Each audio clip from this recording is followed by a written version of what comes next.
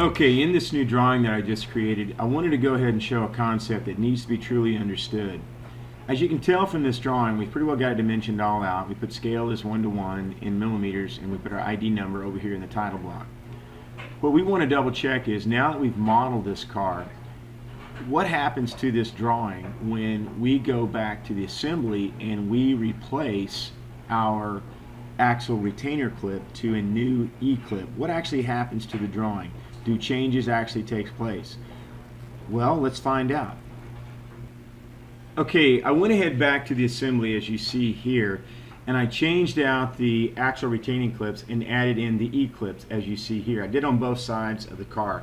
So if I zoom out here and rotate the car around, you can see I put it in on both sides, front and back. Let's rotate that back around. One thing to note about an E-clip that's important is that it's basically a compression type clip that just snaps on. And as you can tell by looking at the drawing that we've done here, the model we've done, that the actual nub on the E-clip goes into the axle. Well, that doesn't normally necessarily happen unless you come in and groove that axle a little bit with a file or some kind of a serrated edge type knife to get it to where you make a groove. And I strongly recommend doing that, because if you do so, the clip will stay on and the car will actually perform much better, and you won't get a lot of wheel wobble.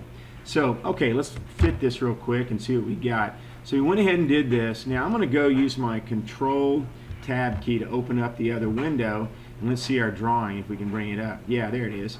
So I brought the drawing back up now that I made those changes to the E-clip, and sure enough, it automatically goes into the drawing and replaces the axle retainer clip, and now your drawing shows the actual E-clip placed in there. That's pretty cool.